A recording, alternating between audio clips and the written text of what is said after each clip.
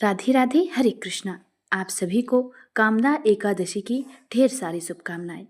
आज हम श्रवण करने जा रहे हैं चैत्र मास के शुक्ल पक्ष की कामदा एकादशी की व्रत कथा, जिसको सुनने मात्र से पापों का नाश होता है और कुयोनी में पड़े हुए लोग भी तर जाते हैं। तो भक्ति भाव के साथ आप भी इस कथा का श्रवण करिए। प्रेम से बोलिए भगवान श्री हरि विष्णु की जय। एक बार धर्मराज युधिष्ठिर बोले, हे मधुसूदन, हे भगवान, मैं आपके चरणों में कोटि कोटि नमस्कार करता हूँ। अब आप कृपा करके चैत्र शुक्ला एकादशी का महत्व कहिए। इस एकादशी का क्या नाम है और इसके करने से क्या फल मिलता है। तब भगवान श्री कृष्ण भगवान बोले, धर्मराज, एक समय यही प्रश्न राजा दिलीप ने गुरु वशिष्ठ से किया था। तब गुरु वशिष्ठ ने कहा, राजन, चैत्र मास के शुक्ल पक्ष में कामदा नाम की एकादशी आती है। वह परम पुण्यमयी है। यह सभी पापों को जलाकर राख के समान नष्ट कर देती है। यह पुत्र पौत्र को देने वाली है। इससे मनुष्य कुयोनी से छूट जाता है। अब मैं इसकी कथा कहता हूँ, ध्यान पूर्वक सुनिए। प्राचीन काल में रत्नपुर नामक एक सुंदर नगर था। वहाँ पर अनेक ऐश्वर्य से युक्त पुंडरीक नाम का एक नाग राज्य करता था। रत्नपुर नगर में अनेक अप्सराएं, किन्नर तथा गंधर्व भी निवास करते थे। उनमें ललिता नामक अप्सरा और ललित नामक गंधर्व भी रहते थे। वे दोनों पति पत्नी के रूप में रहा करते थे। उन दोनों में अत्यंत प्रेम था। अलग अलग हो जाने पर दोनों व्याकुल हो जाते थे। एक समय पुंडरीक राज्य सभा में बैठकर गंधर्वों द्वारा गायन वादन का आनंद ले रहे थे। सभा में अन्य गंधर्वों के साथ ललित भी गान कर रहा था। गाते गाते उसको अपनी प्रिय ललिता का ध्यान आ गया और उसके ध्यान में स्वरभंग होने के कारण वह अशुद्ध गायन करने लगा। ललित के मन का संताप जानकर करकोट नामक नाग ने गायन में त्रुटि होने से शिकायत राजा से कर दी।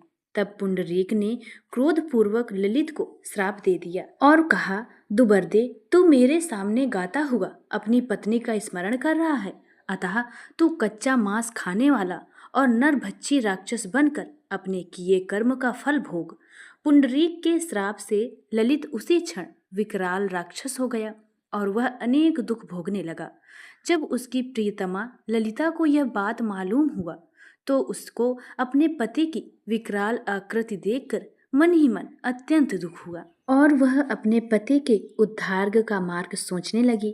एक बार ललिता अपने पति के पीछे घूमती घूमती विंध्याचल पर्वत पर चली गई, जहाँ पर भृंगी ऋषि का आश्रम भी था। वह वहां पर पहुंचकर विनीत पूर्वक भाव से प्रार्थना करने लगी, हे मुनिदेव, मैं बहुत दुखी हूँ, आप मेरी विपत्ति का निवारण कीजिए। उसे देखकर भृंगी ऋषि बोले, हे सुभगे, तुम कौन हो और यहाँ किस लिए आई हो। ललिता बोली, हे मुनिश्रेष्ठ, मेरा नाम ललिता है। मेरे स्वामी राजा पुंडरीक के श्राप से विशालकाय राक्षस हो गए हैं।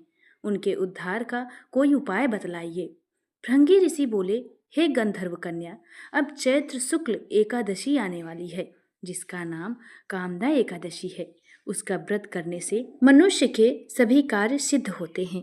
यदि तू कामदा एकादशी का व्रत कर उसके पुण्य का फल अपने पति को अर्पित कर दे तो वह शीघ्र ही राक्षस योनि से मुक्त हो जाएगा।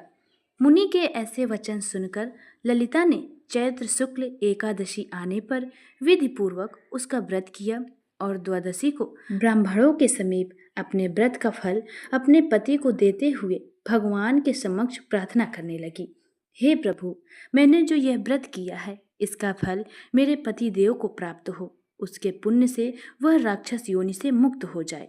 एकादशी का फल देते ही उसका पति राक्षस योनि से मुक्त होकर अपने पुराने स्वरूप को प्राप्त हुआ।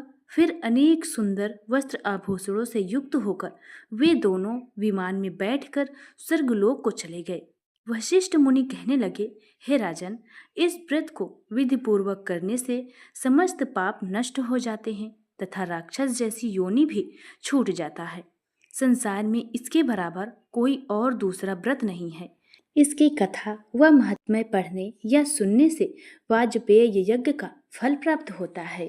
प्रिय भक्तों, यह थी कामदा एकादशी की संपूर्ण पौराणिक व्रत कथा। अगर चैनल में आप पहली बार आए हैं तो वीडियो को लाइक करके चैनल को सब्सक्राइब अवश्य कर लें और कमेंट में जय श्री हरि विष्णु अवश्य लिखिए। राधे राधे।